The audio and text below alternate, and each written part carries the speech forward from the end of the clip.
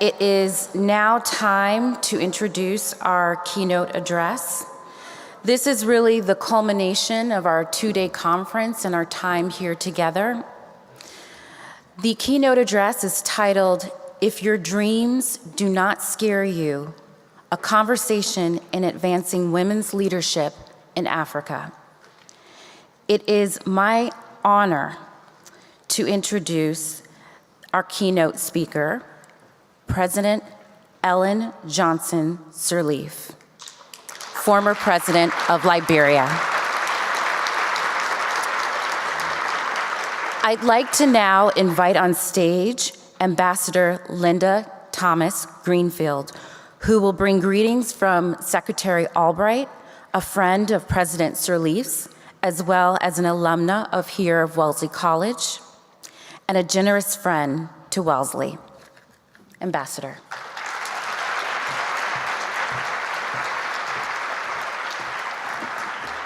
Good afternoon. Let me start by saying how wonderful it is to be here with all of you. I want to particularly thank President Johnson for inviting us and thank all of you for giving me your time. I'm really delighted to be here with you today at this very extraordinary institution and to be part of this African Women's Leadership Conference. I had the opportunity to hear some of the young ladies in the program just before this, and I can tell you, you are extraordinarily impressive. I tweeted, and I'm not a good tweeter, but that one of you will be following in President Johnson Sirleaf's footsteps. I don't know which of you it will be, but we all will look forward to applauding you. I bring you greetings from Secretary Madeleine Albright, who had hoped to be here with all of you today. She unfortunately had a scheduling change, and I happened to work for her, and so she asked that I come to bring her greetings and her congratulations to all of you for the extraordinary work that you are doing here.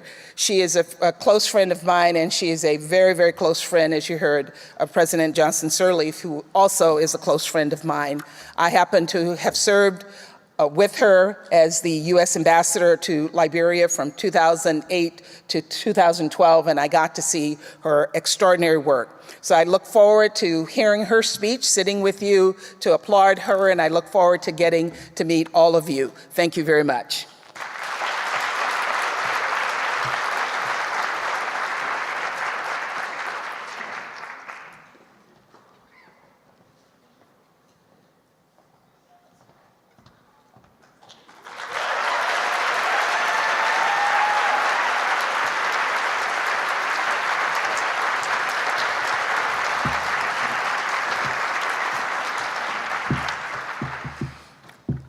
Oh, it's wonderful to see all of you here this afternoon.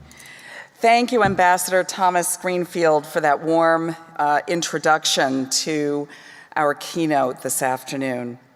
As we reflect on the importance of the conference and the synergy of hosting this gathering of powerful women at Wellesley, your comments have brought new insight and clarity, and we are so grateful that you could take part in this conference. We know that Secretary Albright has been a force for change in the world, a champion of women and women's rights, and one of Wellesley's most beloved friends. Please help me thank Secretary Albright, Ambassador Thomas-Greenfield, and everyone at Wellesley's Albright Institute for Global Affairs.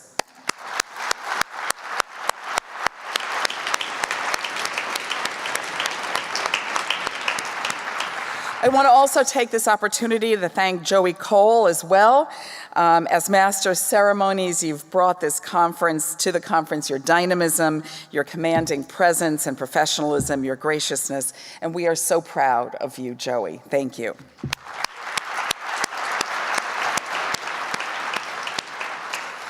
To our distinguished guests from across the African continent and to our honored guests from the MasterCard Foundation, with whom we've had such a productive and meaningful partnership, to our outstanding speakers, moderators, facilitators, participants, and student volunteers, and of course to our Wellesley faculty, students, and staff, welcome to the closing event for what has been truly an outstanding and very important conference. Founded on the ideals of bringing diverse women together to live and learn and advance progress in society for nearly 150 years, Wellesley has been educating and championing women leaders. So it's our distinct privilege to have been a partner in bringing together some of the most inspiring and influential leaders from Africa. I hope that even in some small way, being in an environment that empowers women, our community of engaged women and dedicated educators has animated new ideas, introduced unseen pathways, and galvanized plans of action. And I can tell you, in listening to our MasterCard scholars downstairs debriefing, I can tell you that that process is well underway. Before I welcome our most distinguished speaker for the conference's culminating Kenner Keynote, I want to first take a moment to thank Hunja Laskin Kenner, class of 1988, and her husband Jeffrey Kenner. Hunja, we are so grateful for your generosity and commitment to Wellesley and through the endowed fund established in 2010 that enables us to annually bring a distinguished and renowned speaker to campus. Thank you.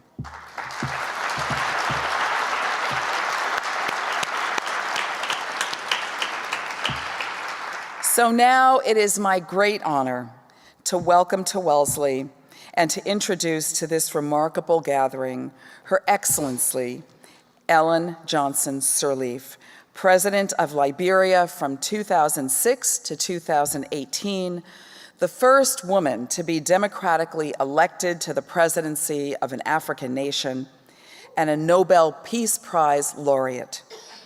Never losing sight of principles of democracy, peace, and social and economic equity and development, President Sirleaf exemplifies visionary, steadfast leadership, service, and accomplishment at the very highest level. Despite being jailed and exiled throughout her life, she has been a vocal and unstoppable critic of government abuse and corruption. Her accomplishments as president were many, and in the face of inheriting a country whose services and infrastructure were deeply damaged when she took office, her extraordinary accomplishments speak for themselves. She worked tirelessly to improve the life of all Liberians, to bring stability to her country, and she navigated a Liberia through crisis and disaster, including a devastating Ebola epidemic in 2014. She opened up and began rebuilding the economy, improved the country's infrastructure and its schools, and began the restoration of the healthcare system with a focus of maternal and child health and welfare. And she transformed the lives of women in her country. She mobilized resources to educate girls and to empower adolescents. She improved the conditions for working women, and she improved the conditions for women and girls so that they would have a voice in civil society like never before. She also appointed a woman as chief of police, and by 2016, Liberia's police force was 17% women. In September of 2017, looking back at her time as president, she told an audience at the U.S. Institute of Peace, and I quote, "We have built a foundation for democracy, economic development, and the rule of law. We have given a voice and hope to the market of women, the girl child, and to civil society. The next president will inherit an empowered people. Africa now knows what a woman president can do."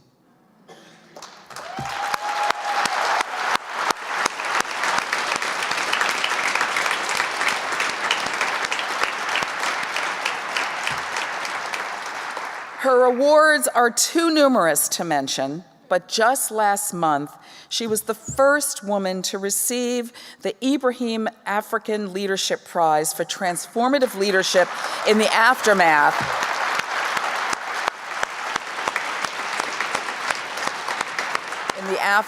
of Liberia's civil war. She received the Presidential Medal of Freedom, the highest civilian honor in the United States, from President George W. Bush in 2007.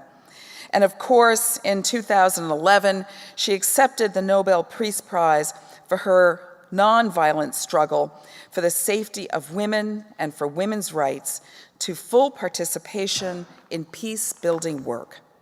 In her Nobel speech, in which she called on all women to find their voices, she said, and I quote, "Girls' education, seen far too often as an unnecessary indulgence rather than the key investment it is still underfunded and understaffed.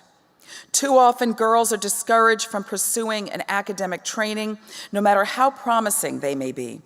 She continued, "Each of us has her own voice, but our goals are in harmony. They are the pursuit of peace, the pursuit of justice. They are the defense of rights to which all people are entitled." Madam President, we salute you and your work to advance women's education and women's leadership. You are a woman of formidable intellect and expansive and determined vision. Your legendary resilience and perseverance have redefined and revolutionized women's leadership in Africa and across the globe. And your legacy will continue to shape the next generation of women leaders for years to come. Now it is my privilege and honor to have Her Excellency, President Ellen Johnson Sirleaf, grace the podium and share her wisdom and her insights. Please welcome Madam President.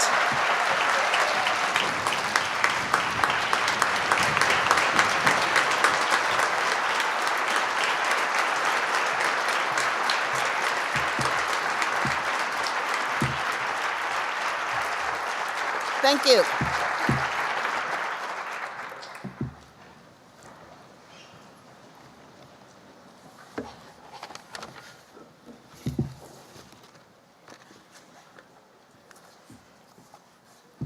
President Johnson, thank you for inviting me and including me in this gathering. And thank you for the introduction. Ambassador Linda Thomas-Greenfield, always a pleasure to see you. As you know, you are revered in the Liberian nation. Assistant Director Gordon, let me thank you for your excellent coordination of these events. Future leaders, honored students, all of you in this audience, let me say how pleased I am to be here. It's really, really joy to be a part of this 2018 African Women Conference. I'm pleased to have joined last night to witness the performance of Kansami Ann, a talented comedian and an African. I also listened in the session just before this one at the responses and the reactions and the thoughts and the future plans of all of those who participated in the conference. And I can say, just as you said, Ambassador Thomas-Greenfield, that all of those young women who spoke are on the way to a great journey. Yesterday, we all celebrated International Women's Day to recognize the progress and reaffirm the commitment to overcome the obstacles that lead to full equality. I am pleased that I was on this campus on this day because I highly admire two persons who tread on this ground, Secretary Madeleine Albright and Secretary Hillary Clinton.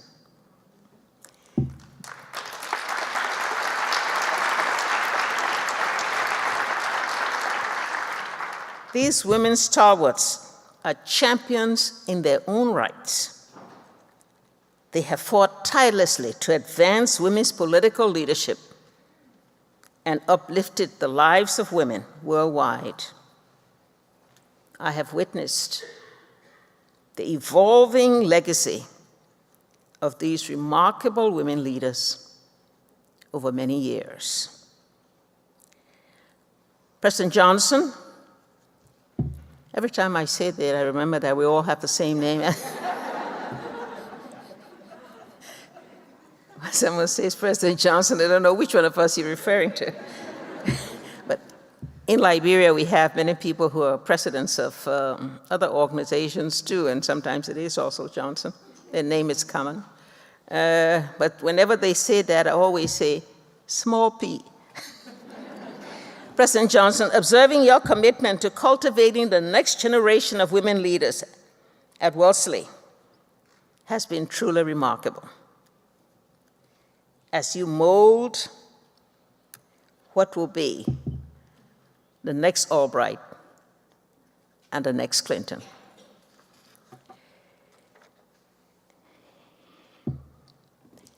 Bear with me as I take you on a journey, my journey, a journey of failure and success, a journey of tragedy and triumph.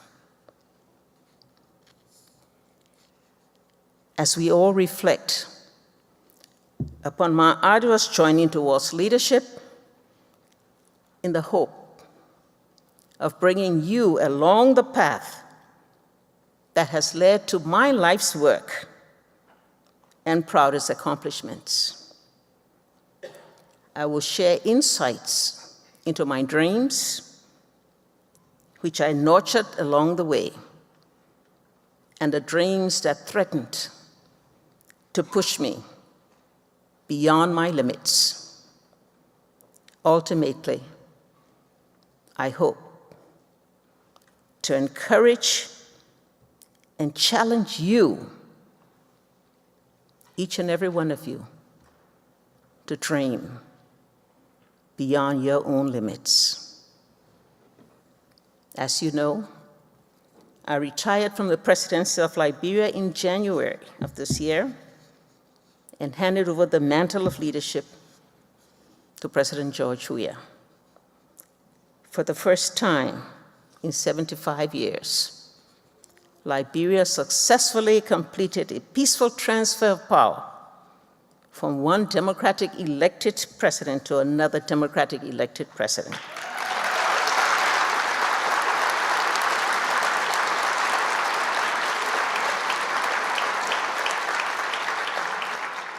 Even following an uncertain electoral period. This historic and peaceful transfer of power in a country that not long ago experienced decades of civil war is one of my greatest achievements. But this monumental achievement is not mine alone.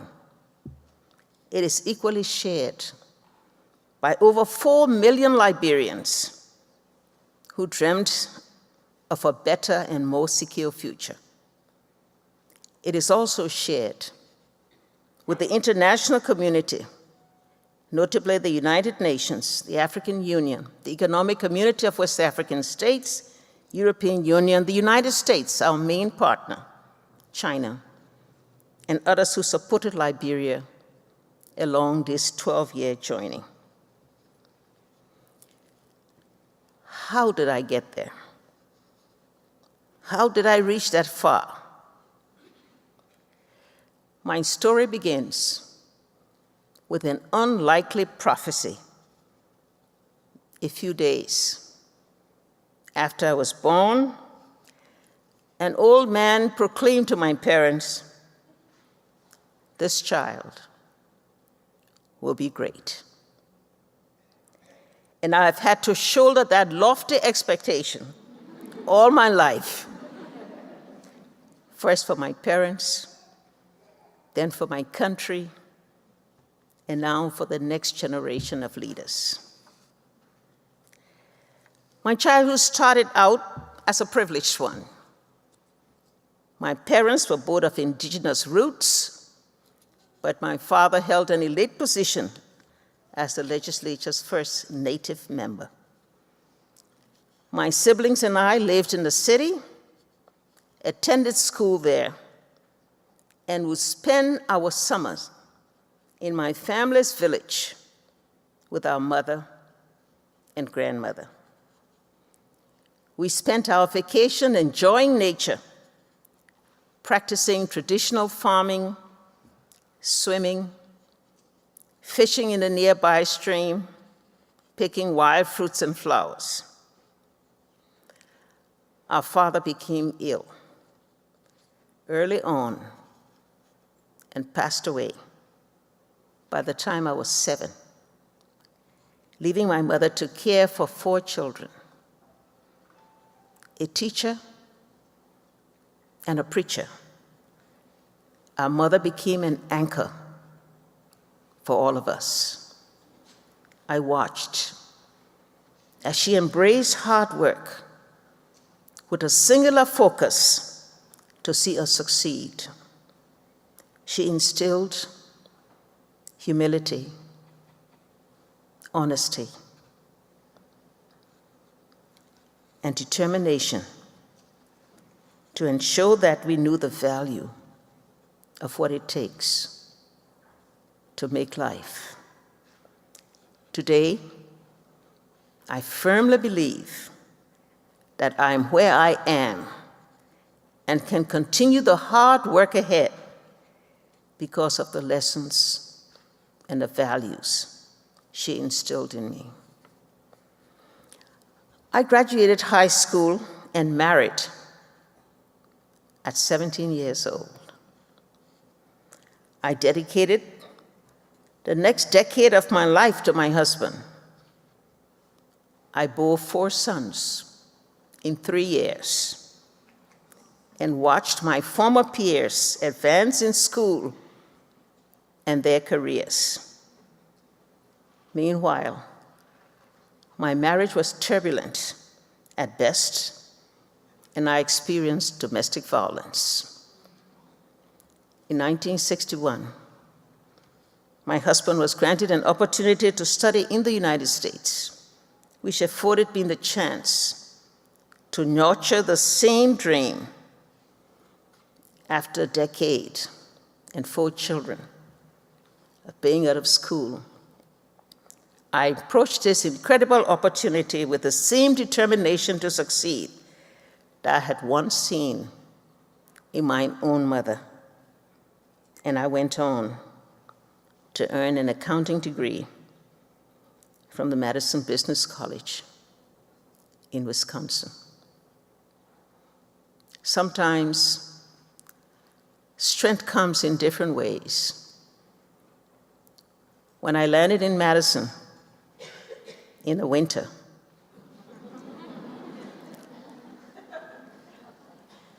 and prior to that, I had never been on an airplane. The cold, terrible cold. My only response was to cry, and the cry freeze.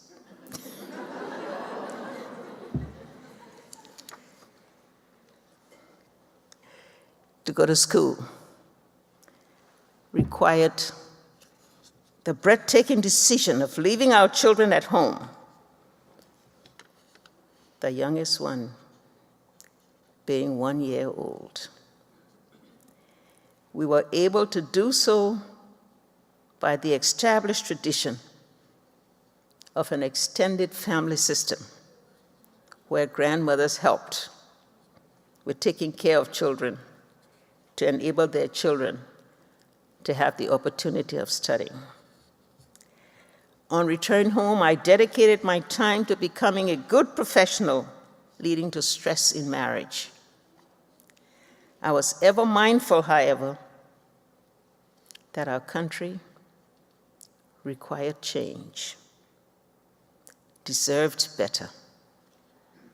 My family experience made this so. My political activism was ignited early at home when an eminent female jurist and a courageous judge led a street march demanding freedom for civic protests and greater independence for judges in the courts. Their passion and determination inspired me to action and made it difficult for me to continue to do business as usual. I found it difficult to stay on the sidelines as I watched the political tide that was sweeping Liberia at that time. This tide would eventually become a storm, washing away the progress of the past and the potential of the future.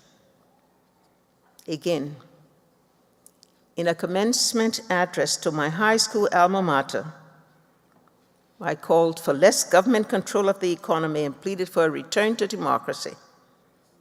I was taken to a cabinet meeting and threatened with a jail term. My escape was the opportunity to go to the United States for further training at Harvard. Subsequently, I completed a certificate course at the Economics Institute of the University of Colorado at Boulder in advance of my master's degree from Harvard. I worked part-time during this period. I did what I could to make ends meet, and I learned what it meant to go without basic necessities. The hardships I experienced made me more prepared for life at home and gave me a greater appreciation for the struggles and resilience of the poor. While at Harvard, I witnessed the heights of protest against the Vietnam War. I saw the passion and fire on all sides of the debate. My activism zeal was enhanced. I returned home, served in government, and enjoyed a rapid ascent as a civil servant. I found it hard, however, to stay on the sidelines as I watched the political tide that was sweeping Liberia at that time. It was during this time that I learned, as Secretary Albright has stated, that women have to be active listeners and interrupters.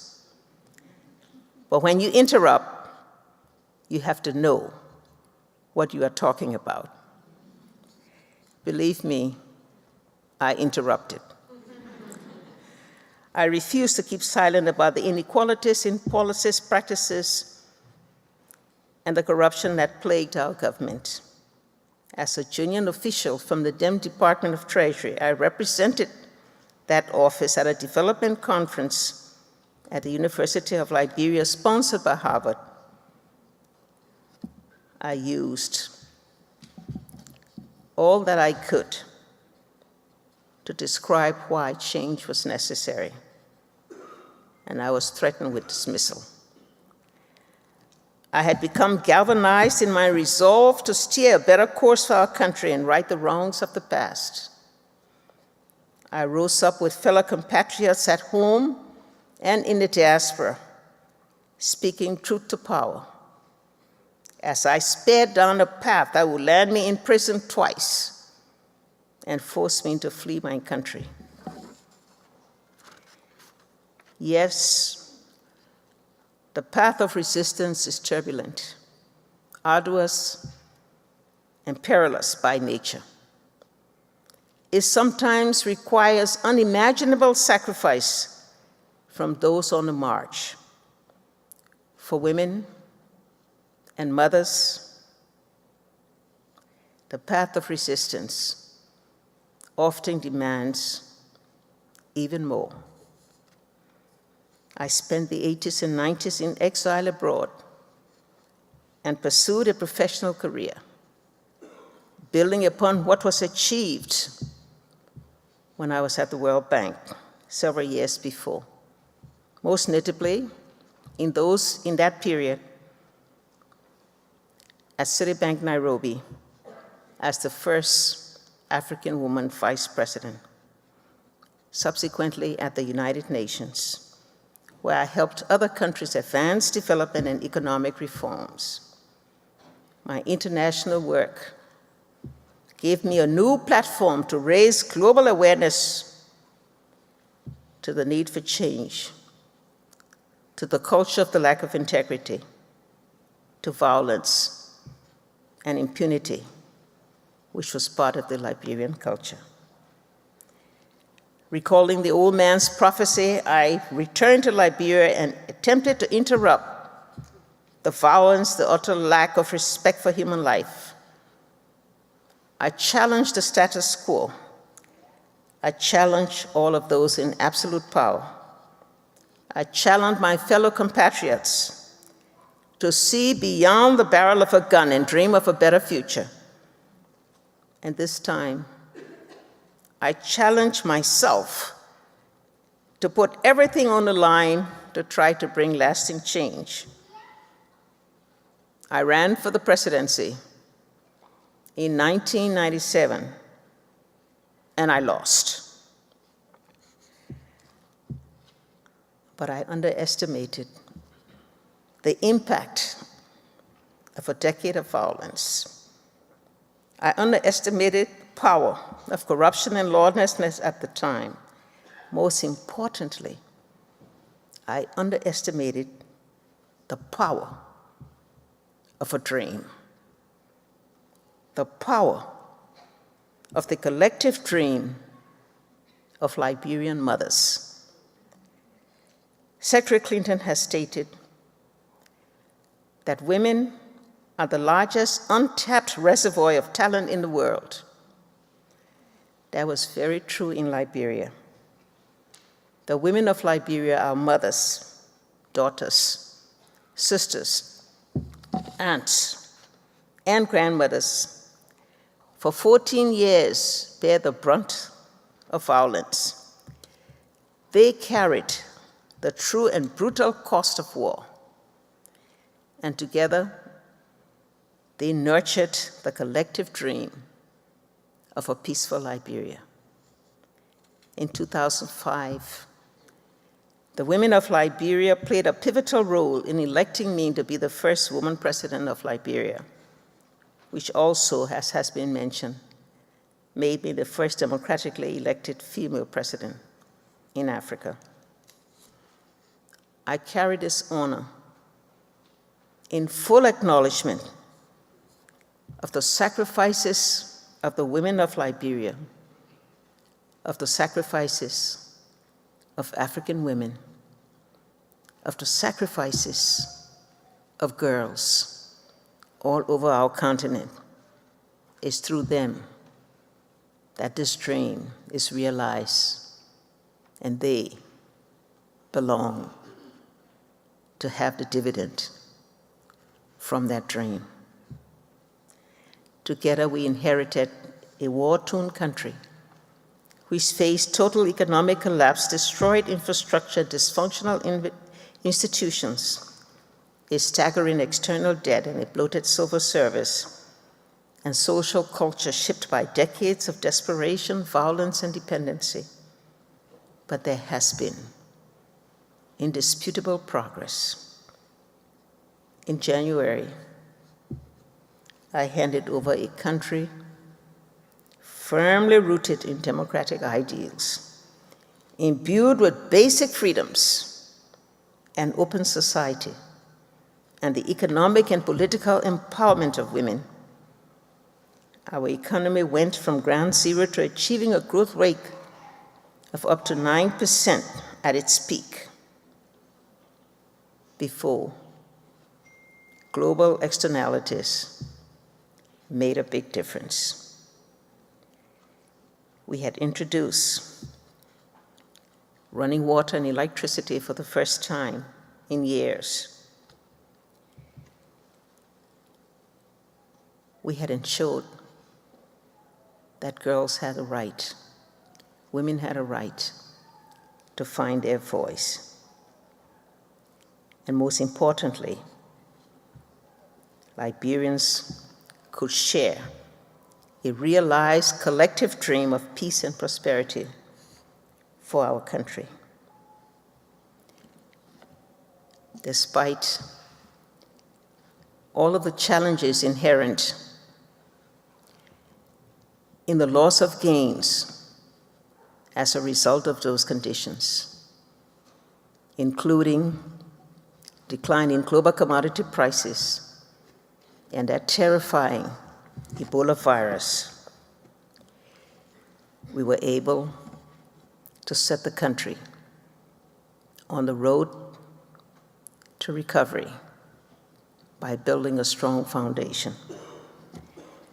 Under my leadership, in 12 consecutive years of peace, following 4 consecutive years of conflict, Liberians chose the power of the ballot over the power of the bullet. This is the shared legacy of my administration and all the supporters of a stable and prosperous Liberia. For all of this, I'm proud to have been awarded the United States Medal of Freedom, the Nobel Peace Prize, the Indira Gandhi Prize, and just a few weeks ago, as mentioned, the Mo Ibrahim Prize for African Leadership.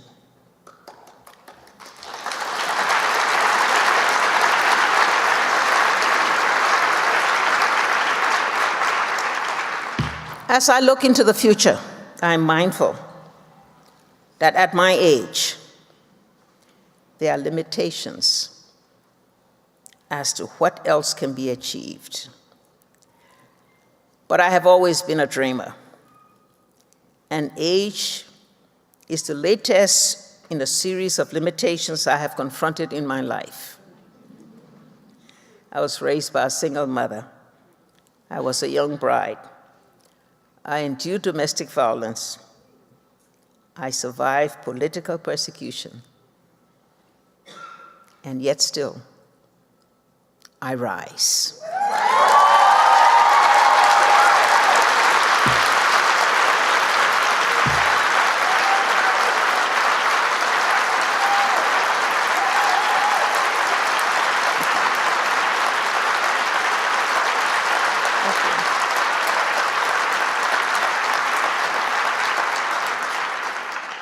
I will continue to rise in the service of women, to fight for equality, to promote peace, and to call for inclusive democracies across Africa and the world.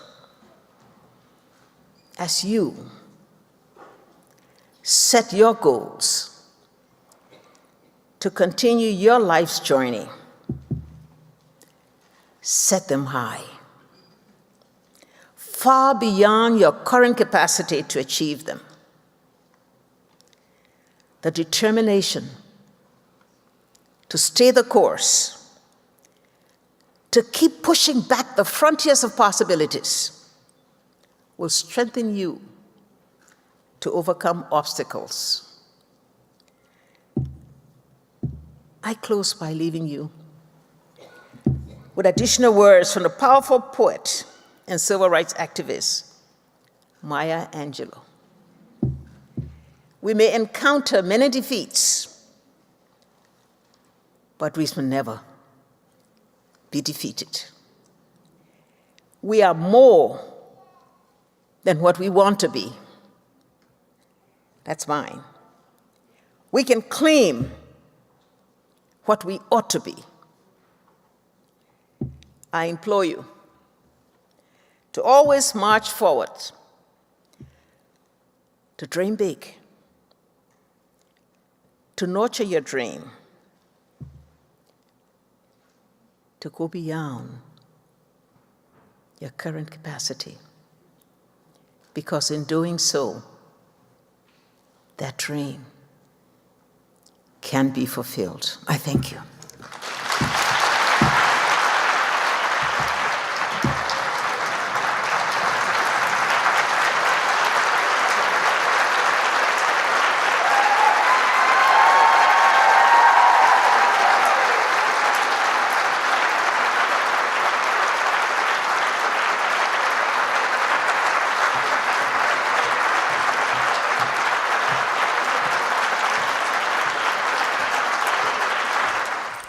Madam President, thank you for that inspirational talk. Your life is an inspiration to us here in this room, but without a doubt to the world. I'm going to start. We have some time for questions, and the way we're going to do this is that questions were collected from the scholars earlier today, and we've assembled a few, and I'm just going to kick us off with a question. I was so moved by the words how you described women's leadership, described the power of women, the power of the dream of mothers, what women did to come together to elect you, the power of women to advance nations. You achieved so much in Liberia when it comes to advancing women's rights and the power of women. How do we today think about moving that work forward in Africa and around the world?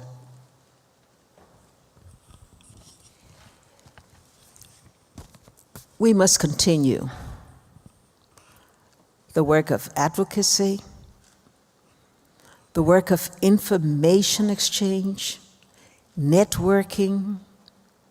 Women groups must continue to have their voices, must continue to speak, continue to claim the equality and the leadership that's rightfully theirs. I think if we look at the world today, every country included, you can see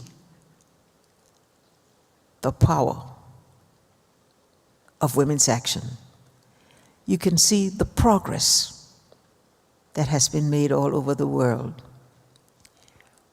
We must continue on that path, ensuring that the young ones have the education and capacity to be a part of that progressive movement and to continue to speak truth to power.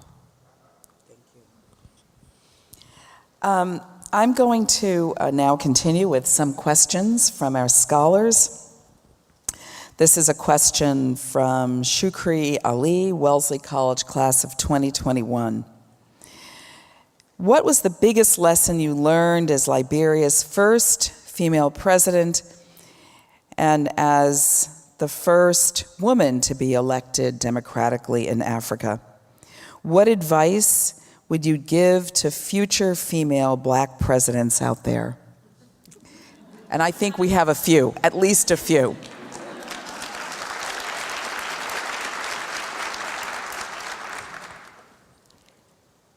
The first is to realize that if you're coming into office as the first president, you face difficulties to manage the expectations. Mm-hmm. Setting the goals through your agenda, your development agenda, ensuring that that agenda is communicated, that the challenges that will be faced will be numerous, but letting them know that the expectations perhaps far exceed what you can do.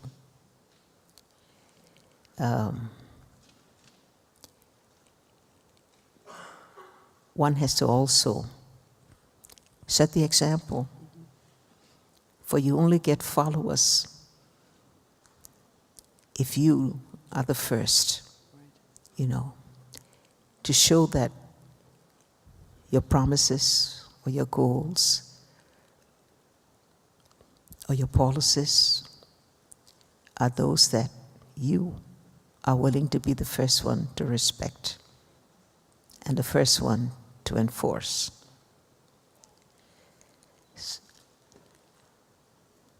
What was the other one?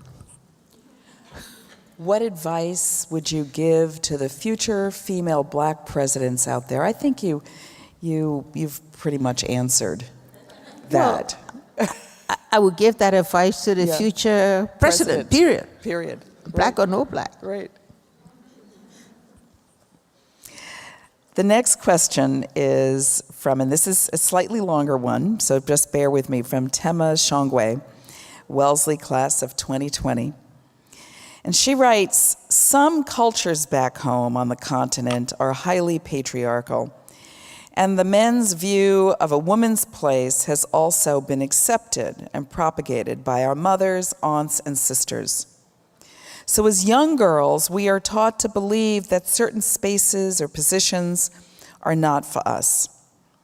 Also, not seeing many women in these position spaces makes it even harder to believe otherwise.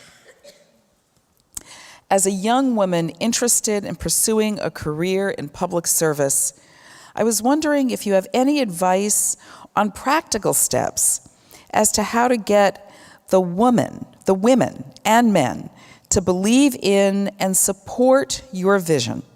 Essentially, how do we as young African women overcome the centuries-old cultural barriers to our success in public service in our countries in Africa? You know, let me say that the traditional view of the woman's place in society has changed tremendously over time. Today, women are taking full opportunities of education. Women are moving from the traditional areas of what we call the soft positions, like pursuing to be a teacher or a nurse. Today, women are pilots and scientists and engineers and doctors in every area you can think about. On the political side, just look across. In our continent, whereas maybe 2 decades ago, you had male domination totally across, today, women are holding every position. That's just in Africa, but if you look away from Africa, whether it's Latin America or Asia or Europe, look at the many women that are in high leadership. For some, it may be traditional, like maybe the Nordic countries, but for many, this is the result of the hard work of women who continue to push, who continue to advocate, who continue to work together, and who continue to perform, to set the example. Role models now exist all over the continent, and those role models inspire the women at the grassroots levels, the young girls, and so really, it's a train that has left the station, and it's going to keep on rolling. Absolutely. You can't stop it.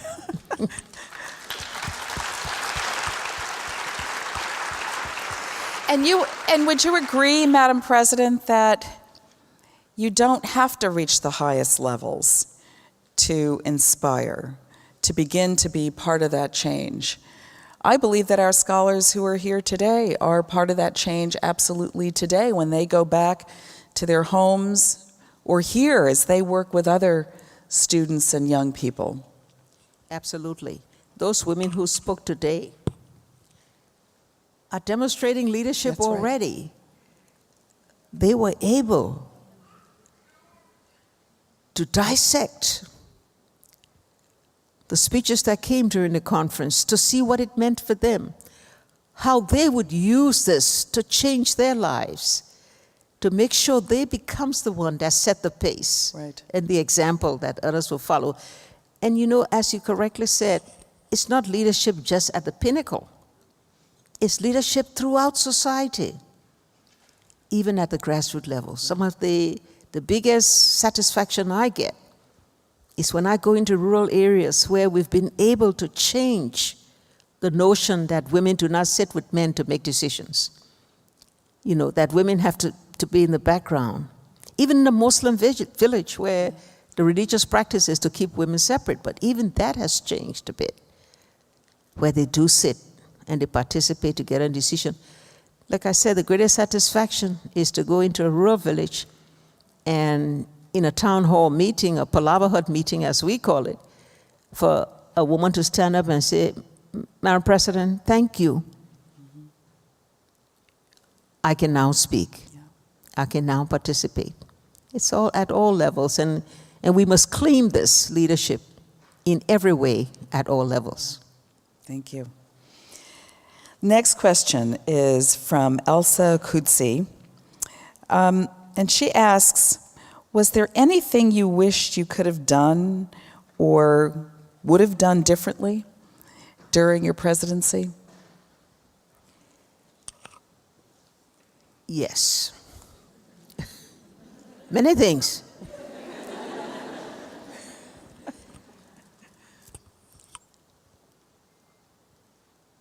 I think I would have taken a different approach on the integrity issue.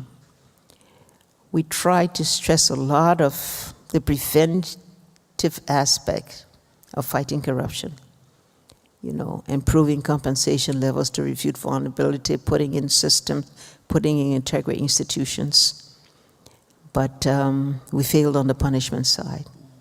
And maybe we should have given that a bit more thought and would have done much more to set that example. So in that respect, we could have done better. The next question. What specific steps did you take as president to improve education for girls? And what measures have you taken to ensure the strength of female education or education for that it continues now that your time in office has ended? We made education free, increasingly until the 9th grade or primary schools, middle level and all. We insisted that everyone, all the girls, had to go to school. It was part of the policy. We gave encouragement by improving the working conditions of the mothers, particularly mothers who kept their children on the farms or in the market, to make sure that they had, and of course we created more opportunities for girls to go to school. Some programs that were helped by foundations, targeting the education of girls, the support for teacher training. Those are the areas where we increased, and as I said, our enrollment increased. Today, we have a little less than 2 million children in school, and the parity with women are different, equal, just about equal. So there's still a lot to go because retention is part of the problem in our system. But there's a lot today. You know, it's just a joy seeing all the young kids go to school now. I say to you that we still have a large number of kids that are not in school. Not in school because there are not sufficient facilities, particularly in rural areas. Not in school because the infrastructure is a constraint in giving them access to school. And so the thing to do is to continue to improve upon them, so that all of those who have entered can have it expanded to be able to increase the number of students in school. But we've come a long way with that. And as a matter of fact, that's just a Liberian case, which in many cases is a little bit different from others. But look at the rest of the continent. There's tremendous progress. Well, the infrastructure, the institution, the level of education are much higher. The progress there, even, double, triple times what it was in the past. And women are there in the forefront. Women are part of it. Women are getting the same education, as men and boys, as girls. It's all a big improvement. And it's that real first step in terms of empowerment and a shift to really see that change that can happen with parts of culture that are negative as we really educate our girls and as we've talked about earlier, together not only in the cities but in the rural areas. Our last question, and you hinted towards this, but maybe we could talk a little bit more. You've had a wonderful and really transformative run as president. What's next?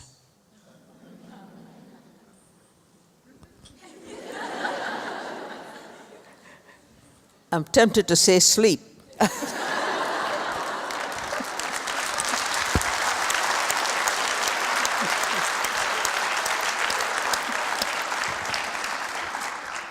You've done that maybe for a month and a half.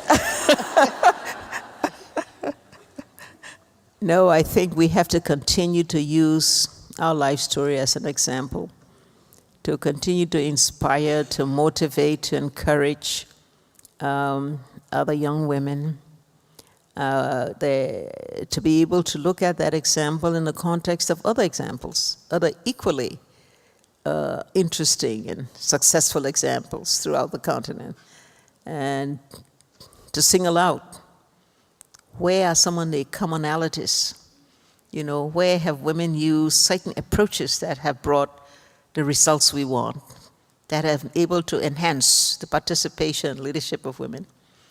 And so I'm trying to work on a concept paper that I can say, how can we do a center that will be able to link in partnership with others in the continent to bring some of these great experiences in the life story of those who have served as role models to continue to inspire the young and to inspire women. Well, you have definitely inspired all of us and continue to inspire not only the continent, but the world. And we are so honored that you shared this time with us and really ended what has been a most remarkable and inspirational 2 days. Madam President, thank you. And we would be honored to be on that next leg of the journey with you. Thank you.